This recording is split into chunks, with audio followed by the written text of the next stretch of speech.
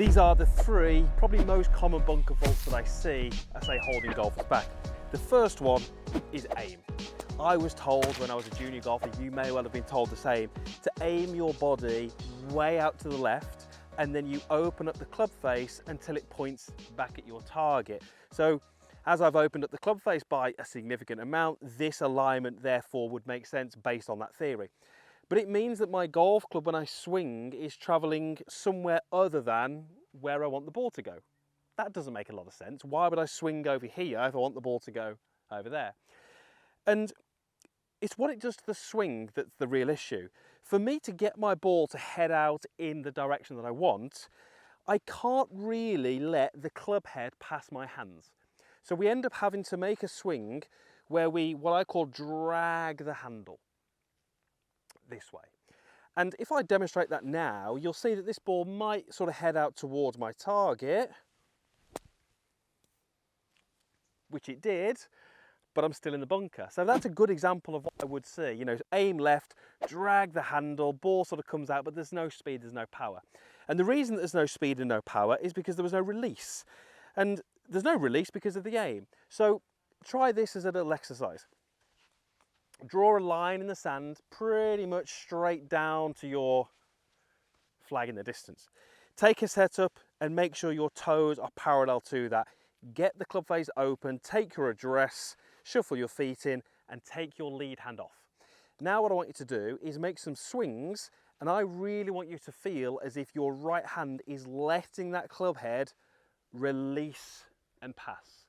When I take my lead hand off, I lose a little bit of control of the golf club, and the golf club's natural swing can almost take over, and I start to get a sensation and a feel of actually what we want in the bunker.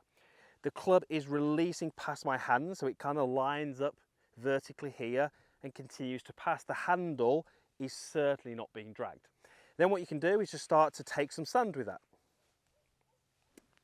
And just feel that you're using the weight of the club and you're just letting it swing. Now, provided you do that, as in, you know, you let the golf club swing, the ball will not come out to the right, even though you've got that face super open. And the reason it won't come out to the right is if I open that face and pick a golf ball up, whoops, saved it, start juggling, where does that ball go? Is that ball going right? No, it's just going up. So because the face is open, the ball will go up, it won't go to the right. So this is a really tough bunker shot here because it's quite a long way back to that flag and there's a little bit of slope there, so I'll be actually happy if I'm just a little bit short of this. But there's my natural alignment, my neutral alignment. Face is way open, but provided I can release the golf club, it's going to come out pretty straight and as planned, or as predicted I should say. I'm a little bit short of that flag, but it's all right bunker shot. Second fault, trying to get more height on the bunker shots. What do we do to get more height? Or what do I often see golfers doing that they shouldn't do? They lean back. Leaning back is terrible in bunkers. Great bunker players, if you want to be a great bunker player, where you contact the sand is key. It's everything. So if you set up and address the ball and create some relationships, you've done that for a reason. You've set the ball somewhere for a reason, your stance width and your upper body. You've created a relationship around the ball, which is hopefully what we want. If you start leaning back, you mess up that relationship, you change that relationship, and you can't therefore control where the club enters the sand. In extreme cases, what I will see, and you might have experienced this and you might not even know it, people lean back, the club enters the sand, it comes out of the sand, and we hit the ball on the equator. So we'd almost get something like this. And when I see that shot, it's so common for the golfer to say, God, I didn't hit enough sand. You did. You hit plenty of sand, but it was way too much behind the ball, and then the club would come out of the sand and hit the equator and you got that result. So we don't need you to hit more sand. We don't need you to have the idea that you're digging into the sand and taking more of that sand out onto the green. We just need to change where that point is. So to fix that, we are going to do the flamingo drill. I love this, it's brilliant. You're going to take your lead foot, point it at the golf ball, stand on that foot, use the trail foot for a little bit of support, and all you're going to do is you're going to learn to hit shots from here where that foot is literally not taking any of my weight. And when I learn to hit shots from here, it was a little clean, but it might actually get closer to the flag. take pretty good results. I'm learning to swing and rotate around my body and around this leg rather than tipping back. I don't need to help the ball in the air. You saw just how much height there was in that shot, plenty. I've taken 56 degrees, I've opened it up, that's all I need. I don't need to help it into the air. That's the second fault.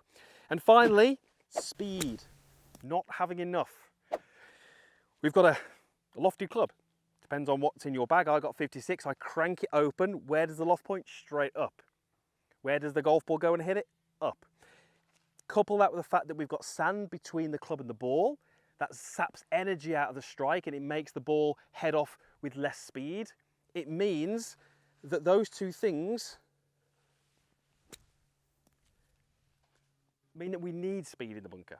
If we don't have speed, we don't get the ball out. And speed comes from confidence, and we all know that. You know, we've all been in the bunker and made a golf swing with less speed than we need, and we know that, but it's because we're not confident. But it is a huge fault, and it's something that we do need to try and eradicate. So really be confident, and the best way to do that is think about where you would finish your bunker shot. Where do I want to finish? Well, I want to finish with my body facing the target and my hands above my shoulder and the club behind my head. If I have that as my focus, I'm probably not going to be decelerating and stopping here. So when I'm in a bunker, I'm trying to visualize, just trying to work out how that ball's finished further away from the flag than it was when I last looked. It must have had a bit of spin and come down the slope. So let's go ahead, I'm going to focus on my follow through, I'm going to put some speed in, focus on the follow through, and that's going to come back down that slope again. That is a tough flag to get to from this bunker. But there was speed there, I committed, I got that follow through, and just thinking about where you're going to finish your golf swing will improve it.